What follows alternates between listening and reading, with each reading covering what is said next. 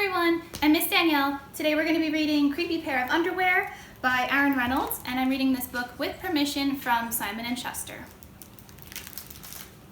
Jasper Rabbit needed new underwear. On Thursday, Mom took him to the underwear store and grabbed the last 3 packages of plain white. But as they headed for checkout, Jasper spotted them. Creepy underwear! So creepy, so comfy. They were glorious. Mom, can we get these? Jasper pleaded. I think they're a little too creepy, said Mom.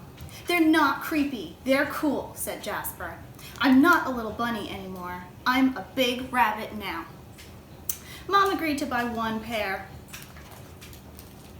That night, Jasper wore his cool new underwear to bed. Do you want me to leave the hallway light on? Asked Dad.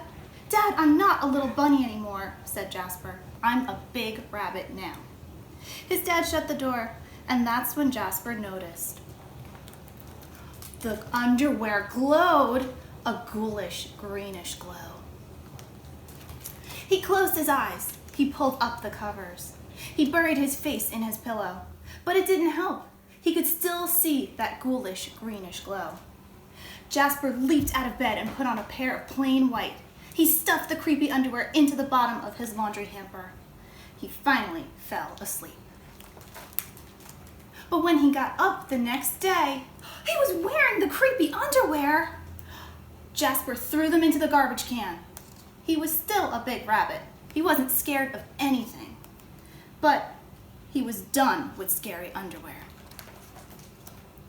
After school, Jasper was doing his homework when he heard it. That scratchy, scraping sound coming from his dresser. He opened the drawer and they were back, staring at him with that ghoulish, greenish glow. He snatched the creepy underwear out of the drawer. He grabbed a big envelope and some stamps.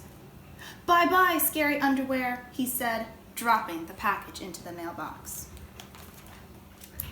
When he opened the front door the next morning, they were there. And were those chopsticks? His creepy pair of underwear had somehow returned from China, and it had brought back souvenirs. He looks terrified. Jasper grabbed his mom's good sewing scissors. She didn't like him using them, but this was an underwear emergency. This time, the creepy underwear were gone for good. At bedtime, he slowly opened his underwear drawer. Nothing, just plain white undies. He searched under his bed. He shook out the lampshades. Whew, there was no sign of creepy underwear. He went into the bathroom to comb his ears. They were back. What's the matter with you? His mom asked. You're so jittery lately. Nothing, he yelped. A grown rabbit couldn't be terrified of underpants. He seized the underwear. He snagged a shovel from the garage and he rode. He didn't stop pedaling until he reached Creekhanger Hill. Jasper began to dig.